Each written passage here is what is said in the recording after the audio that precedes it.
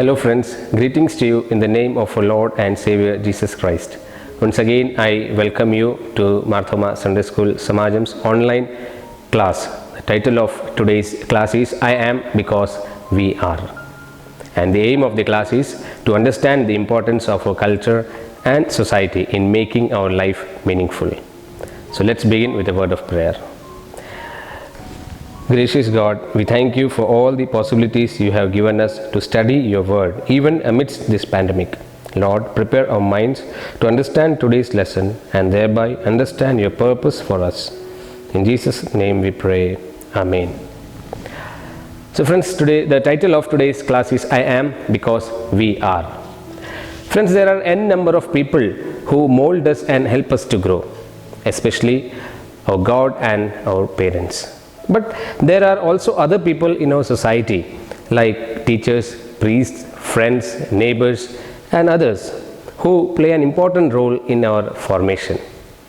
Directly or indirectly, positively or negatively, we get influenced by the people around us. And the interesting part is that we too influence others. That's why the title says I am because we are. Now, since the society helps us to grow, we too have some responsibility towards the society. Now, there are many people who put their self-interest aside and work for the community and society at large. So, try to recall the names of such people. Today, we are going to learn about such a person from Bible who risked her own life to save her community. Her name is Esther. Esther is one of the two women of the Bible who is given her own book, and the another one is Ruth. So there are 10 chapters in this book. And today we are going to focus on chapters 4, 5 and 6. So friends, please take time to read the whole book, especially these 4, 5 and 6 chapters before watching this video further. The main characters of this book are one, King Ahasuerus. He is the king of Persia and he loves to party and flaunt his wealth. Secondly, we have Esther. Now she is a Jewish orphan girl who lived in the city of Susa, that is capital of Persia, and she was brought up by her cousin Mordecai. She was very beautiful and was selected to be the queen of Persia instead of Queen Vashti. Now Mordecai, he was Esther's older cousin and guardian. He loved and obeyed God, and he was the one who rescued the Jews from the plot of Haman. Now who is Haman? Haman is the highest official in the court of King Ahasuerus, and being an Agitite, he hated Jews, especially Mordecai, because he never bowed down before him. Now at the outset in chapter 4, 5 and 6, Esther, the beautiful Jewish wife of the Persian king Ahasuerus, and her cousin Mordecai persuade the king to retract an order for the annihilation of Jews throughout the empire. The massacre had been plotted by the king's chief minister Haman, and the date was decided by the casting of lots, that is Purim.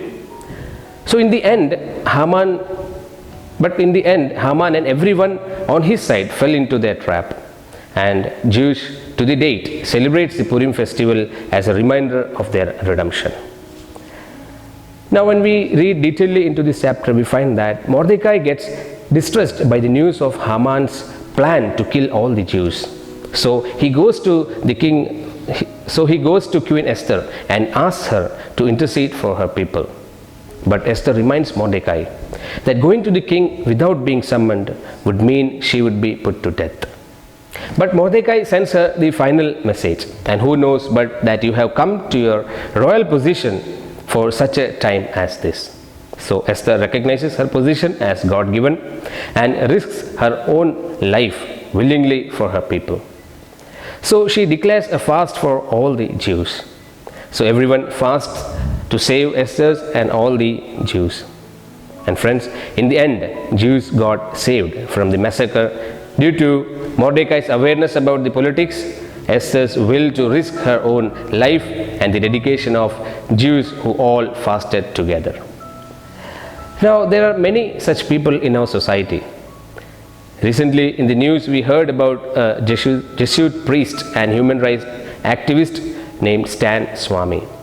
He fought for the rights of the tribals in the Jharkhand, for which he was jailed. In your book, a similar person is introduced. His name is Archbishop Oscar Romero. He too fought for the rights of the poor and against the social injustice and corruption in Latin America. He too was shot dead while he was celebrating the Holy Communion. So friends, what do we learn from this lesson? Number one, we have been placed on this earth at this time of history for God's plan and purpose. God knows all that is going around us, and He will use us to be a godly influence in the lives of the people around us, and only if we choose to follow and obey Him. Secondly, the way we live and behave can influence the way others think, especially those younger to us.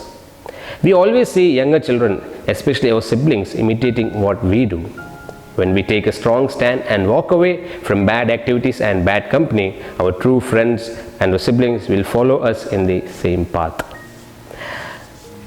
Thirdly, we all should work together for the good of our community and society. A team wins a match when all the players play well together. A choir sounds good when all the members sing well together. So friends, keep in mind that I am because of my society. I am because of my community. It is because of the help of many people that I can eat, learn, think and grow. So let's take a decision that I will set aside my selfish interest and will work towards the upliftment of the society by fighting the wrongdoings in our society and by helping the needy and by striving to build a community based on love, justice and compassion. Now let's learn the memory verse.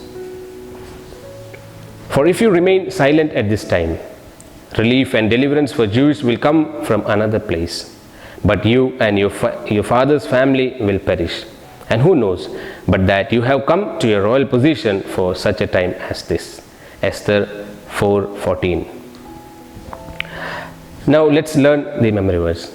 For if you remain silent at this time, relief and deliverance for Jews will come from another place, but you and your father's family will perish. And who knows but that you have come to your royal position for such a time as this. Esther chapter 4 verses 14. Now second verse. Live in harmony with one another. Do not be proud, but be willing to associate with the people of low position. Do not be conceited. Romans chapter 12 verses 16. Now the second verse. Live in harmony with one another. Do not be proud, but be willing to associate with the people of the low position, and do not be conceited. Romans chapter 12 verses 16. Let's conclude with a word of prayer.